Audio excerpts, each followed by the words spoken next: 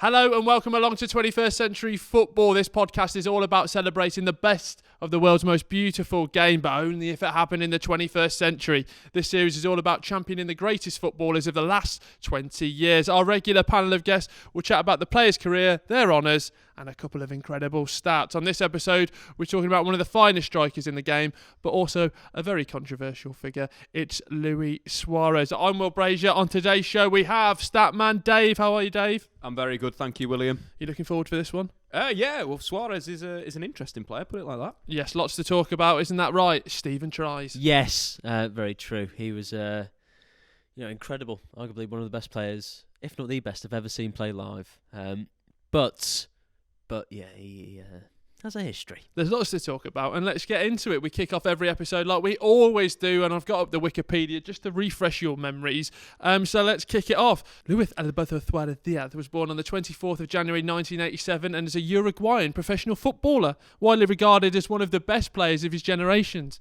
This has come up a few times in people's Wikipedia pages, so yeah, I don't know if it's... They just hand that out.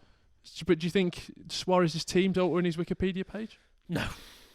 No, I think he is one of the best players of the 21st century. I find weird tangent, but Wikipedia pages, I was weirdly doing some research on Oxford United striker Sam Winnell, who'd scored 2 goals. He's the next episode. Right. He'd scored 2 goals the day before. Luis Suárez's birthday? And on his Wikipedia page, that had already been updated. What? And I'm thinking, who's updating that? Yeah, that is niche. Do you know what I mean? Dave? You love your niche Some stats. jobs worth at Oxford. I do, commit to Wikipedia. There's nothing wrong with it, Will.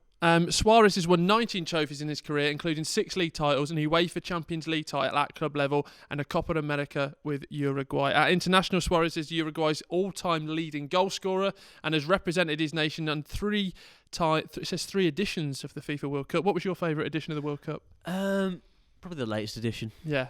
Always the best. Yeah. Great edition. As well as the 2012 Summer Olympics and the 2013 Confederations Cup. And there we have the Suarez Wikipedia introduction. But Dave, wow, what is the first thing you think of when you think of Luis Suárez? For me, I think it's the goals. Obviously a controversial figure. Let's get that out straight away. Yeah. But I think when you look at the types of goals he scores, the variation in his finishing, he's got to be up there with one of the best players in recent years of the 21st century. And I think we'll look back after his career's finished, like say 10 years' time, and because we've lived in the controversy, we're always going to remember those moments. But let's say to our kids' generation, when they come and they say, Luis Suárez, what a goal scorer, look at his record, look at the goals he scored, the variation, the scissor kicks, the volleys. He is probably the most complete number 9 we've seen. In terms of he works incredibly hard off the ball, he's technically fantastic. As I mentioned, can score a variety of goals. But it is that sort of pulling him back in our memories right now, I think. All of that, yeah, Stephen, but a bit of a prick as well. That's true, but you got to look at the other side. I did my research. He won the Ballon d'Or in the 1960s. Luis Suárez did. And you got to think he's still doing it to this day. Hector Herrera, I never thought his Inter Milan side would be mentioned on this podcast because it's not in the 21st century. Guys, those are the rules. Thank you, Stephen. Sorry. He used to play for Barcelona as well, so Luis Suárez is the second Luis Suárez that played for Barcelona. So true. Maybe there's a few others. It's quite a generic name. But yeah, he's an incredible player. The 13-14 season when I think he got the joint record for most goals in the Premier League with Cristiano games. Ronaldo. Yeah, but he only played 33 games because he was serving a little bit of a ban. Classic Louis. But he was incredible that season. It's just so strange. There's very few players where there's a throw-in on the halfway line and it goes to him and defenders are going to panic because he could nutmeg players from absolutely anywhere. And he wasn't the fastest, but somehow he could just knock it past players and go. He was amazing. We've seen a lot of Luis Suárez goals. Yeah. The Premier League era, the Premier League edition of Luis Suárez, John Ruddy, I think, features in at least 40% of those. And that is not even me being dramatic, is it? No. He gave Ruddy hell. Yeah. Cross that one out on my notes. But they were absolute screamers. Yeah, I think that's the talent of Luis Suárez. You mentioned the finishes, but it is from range as well, just such a threat. And I think that's made him a difficult player to get to play against because he was so explosive. And the combination with Sturridge that season was just fascinating. Some of the best combination we've seen in the Premier League from a strike force. They got close to the Sutton and Shearer record as well in terms of combinations between a goal scorer and an assister. So you're looking at a player that can kind of do it all, and in the Premier League was the best player for a few seasons. Love that. Guys, can I kick things off with a quote? Yeah, go ahead. Obviously, one of the things that made him a bit of a prick was the 3 biting incidents. But here's a quote from him about those incidents. Look, there's no rules in soccer against biting your opponent. There's not even a rule against eating your opponent. The only rule in soccer is that you can't use your hands. What do we make of that? But he kind of broke that one against Ghana World Cup. I mean, that's... handball on the line. I think he's probably the ultimate scumbag in football. Yeah, he runs a fine line between just hero and villain, even as a Liverpool fan. But I remember that was my first introduction to Luis Suárez. I was supporting Ghana. I think everyone was. Yeah, everyone loves an underdog, don't they? And that was, everyone must have hated him that day. And the thing is, they then missed the penalty, and he's celebrating. It's like, that's the worst bit. At least keep your head down and just a little fist bump, something like that. But no, he's running down the touchline. And that is Luis Suárez, win by any means. Barcelona played against Liverpool, and he was playing for Barcelona. And then I got to experience what it's like to be a fan of the other team he's playing against. And he's horrible to play against, diving, just doing everything to win. But you did get to beat him 4-0. Yeah. That's very true. Cheaters don't prosper. Dave, what I was going to say to you is 3 bites, 3 separate occasions, nearly spanning 3 decades. It's just a bit weird. Do you think he just needs to have like a bigger pre-match meal? Is that what we're looking at here? Groningen in the Eredivisie, yes, okay, maybe he slipped. And then as it goes down, and then the one against Italy, the Chiellini bite, that was ridiculous. That was ravenous. Why would you bite Chiellini? Chiellini is the man that I wouldn't bite in football because he looks like he could knock you out. And Ivanovic as well, another big man. Apparently the Chiellini one, rumours are he was looking for a way out of Liverpool, and that was to force his way out. Really? Because they'd warned him about his conduct after the first incident, and then there was obviously the racism problem as well, the ban there, obviously with Patrice Evra, that we can't forget. We got to mention that. Yeah. But that is weird that makes him even more of a villain, if that makes sense. Like, he's already, a Joker character, but maybe it pushes him past the Joker and more an evil villain. Yeah. You see these modern day Netflix documentaries where, they build a character profile of someone and... Inside the mind of a serial killer. Well, I wouldn't call Luis Suárez a serial killer. No, not yet. Give him time. But just to do it 3 times is just... Yeah, it's not a fluke at that point. It's something that he's got a gum nature. shield or something, or maybe like a muzzle. Yeah, absolutely. But he's, I think you've got, if you take that into account, you understand why he didn't win the Ballon d'Or. But in 2016, he got the European Golden Boot for the second time, and he was pretty much unplayable for Barcelona. Don't know if they got the treble that year, did they? I think they won the treble under Luis Enrique, didn't they, with Neymar? Was that 2015? When they had Neymar as well. That was an incredible team. They scored in the final.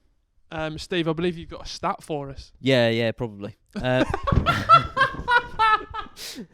Suarez was the fastest Barcelona player to score 100 La Liga goals. Oh! Wham! Pick that out of the nets. That is pretty incredible when you think of the illustrious sort of players that played for him. I mean, they've had Messi, but he was only a kid. He was only a kid at the time.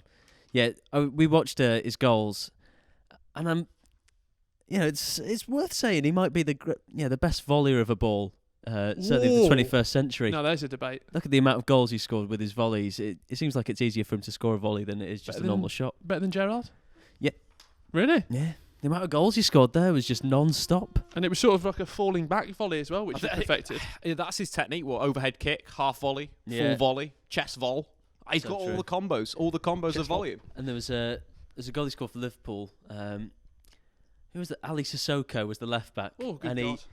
I'm not sure what it was. It looked like a cross, but I think Suarez scored a header from nearly outside the box. It was, he had it all, that lad. Talking Ali Sissoko, one of the greatest football videos on the internet is Ali Sissoko. Just search it. You'll be absolutely mind blown. It's not brilliant. a rude one, is it? Not a rude one, no. It's just sensational. When you watch it, you'll know what I'm talking about. I think he may be the worst player I've ever seen live. Really? Yeah, and I got to see Suarez and Sissoko, so you get the good and the bad, but yeah. Dave, would you say he's underrated in terms of on the pitch ability? Yes, 100%. I think was overshadowed by Messi at Barca and has been for all the time he's been there. And I think Stephen's right in a sense of the Ballon d'Or is never going to come because of his antics. Well, not even his antics, the things we spoke about previously, the biting, the racism, and that's a problem with with the committee and so forth. But when we look back on him as a finisher, massively underrated in terms of the quality of finishing. Stephen, you brought up the goal against PSG. Yeah. What a goal that was. He just makes it look easy. There's very few players who can do that on the European Cup stage where they can just toy with defenders, and these are world-class defenders. David Luiz for PSG was a good player, and then he puts it in the very top corner. He's got the whole goal to aim for. Most players are just, side foot it, and he pings it in the top corner. We've spoken a lot about goals, but obviously he's had some very good strike partners around him. We've mentioned Neymar, Messi, but even at Liverpool, he sort of forged that partnership. Carroll, yep. Unfortunately, just missed Voronin, but Barini. Oh. No, yeah, he... Poor old Gerrard. Sturridge, he brought out the best in Sturridge, and he became one of the best players in the Premier League for a season and a bit. He was very good. I think Suarez he got 17 assists one season in the Premier League, so he wasn't just scoring. He might have had. I'd look at that and say it's probably the best season of a striker in the Premier League for especially the 21st century. Maybe in 30 odd goals and 17 assists.